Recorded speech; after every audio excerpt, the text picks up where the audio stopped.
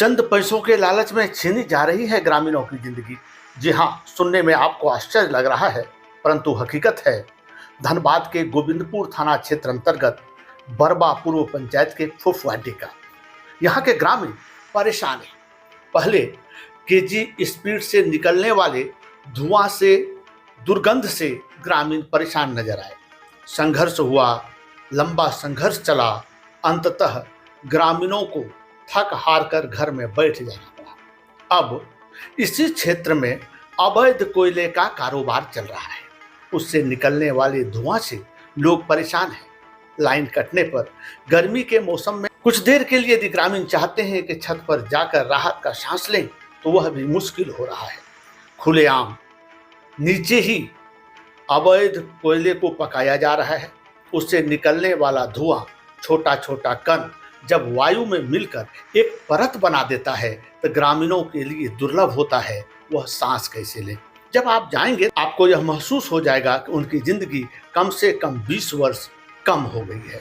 जिस तरह से खुलेआम कोयला को पकाया जा रहा है, उस पर पानी डाला जाता है, तो वो छोटा छोटा कण जल वाष्प बनकर वायु में उड़ने लगता है और सांस जब लोग लेते हैं तो फेफड़ा में जाकर बैठ जाता है।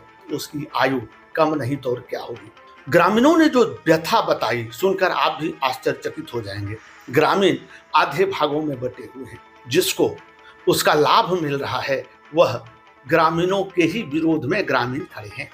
किसी के जमीन से होकर जब अवैध कोयला लदा गाड़ी गुजरती है तो इसके एवज में उसे पैसा मिलता है, इसलिए वो चुप हैं और विरोध करने वाले का विरोध करते हैं। जब घर वाले ही विरोधी हो जाए तो ग्रामीण क्या करें, परेशानी यहाँ है। सबसे बड़ा सवाल, जब केंद्रीय गृह मंत्री अमित शाह कहते हैं जीरो लीकेज पर हम काम करेंगे, कोयला का एक ढेला उठने नहीं देंगे, तो यहाँ कहाँ से कोयला आता है और कैसे खुले में कोयला को पकाया जाता है। ना चिमनी की व्यवस्था, ना कुछ। मानो ग्रामीणों की जिंदगी का कोई वैल्यू ही नहीं।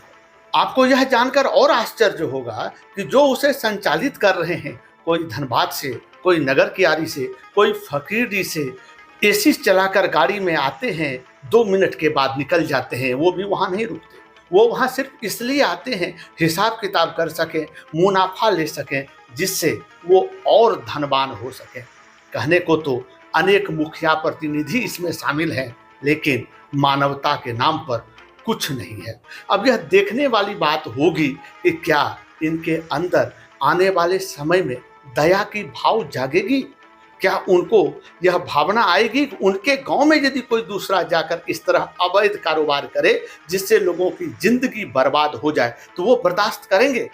यदि नहीं तो मानवता के नाते उन्हें इसे तत्काल बंद कर देना चाहिए। अन्यथा वह दिन दूर नहीं जब ग्रामीण बाध्य हो जाएंगे मारकर भगाने को। इंतजार कीजिए क्या होता है परिणाम। हम इस विषय पर उपायुक्त धनबाद का भी लेने का प्रयास करेंगे मंतव्य, क्योंकि अंचल अधिकारी गोविंदपुर मौन बैठे हैं, तब तो ग्रामीण परेशान है।